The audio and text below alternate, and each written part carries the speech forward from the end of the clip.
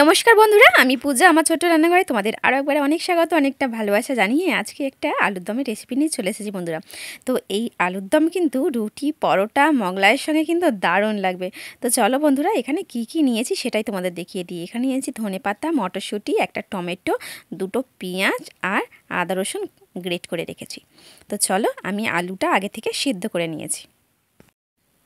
আলুটা আগে থেকে আমি সিদ্ধ করে রেখেছিলাম, তো সেটা ভেজে তুলে নিচ্ছি। আর তেলের মধ্যে এবার 5 ফোড়ন আর একটা শুকনো লঙ্কা, দুটো শুকনো লঙ্কা দিয়ে দিলাম, দিয়ে আর পেঁয়াজ কুচিগুলো দিয়ে দিলাম। তো পেঁয়াজটা একটু ভাজা ভাজা হওয়ার পরে আমি দিয়ে দেবো টমেটো। তো টমেটোটা দেওয়ার পরে দিয়ে দেবো নুন। তো নুনটা দেওয়ার কারণ হচ্ছে টমেটোটা আর পেঁয়াজটা একটু হালকা সিদ্ধ হয়ে যাবে। তারপরে এখানে গ্রেট করে রাখা আদা রসুন দিয়ে দিলাম, আর অল্প লঙ্কা গুঁড়ো আর হলুদ গুঁড়ো দিয়ে দিলাম, দিয়ে সামান্য একটু জল দিয়ে দিলাম। দিয়ে তারপরে দেখো জলটা দেওয়ার পর একটু গেবি গেবি হয়ে গেল। তো এবার আমি ভেজে রাখা আলুগুলো দিয়ে দেবো। তো এত স্প্রিড করে দিয়েছি কারণ ভিডিওটা অনেকটা বড় হয়ে যাবে, তাই জন্য স্প্রিড করে দিচ্ছি আর তোমাদের ঝটাপট বলেও দিচ্ছি। তো এই দেখো ভালো করে কষা হয়ে গেছে। তো এবার আমি দেবো মটরশুঁটি, আর মটরশুঁটিটা এখন দিলে তবে ঠিকঠাক হবে, না হলে কিন্তু সব মানে কড়া থেকে সব ঠিকরে বাইরে চলে যাবে, ছিটকে আর কি।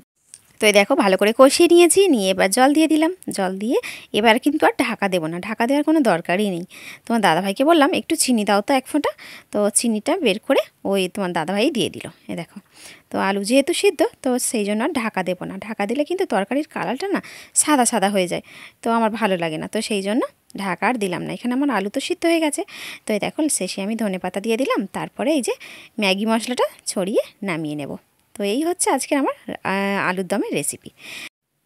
তো বন্ধুরা, দেখতে যেরকম ফাটাফাটি লাগছে না, খেতেও কিন্তু অসাধারণ হয়েছিল।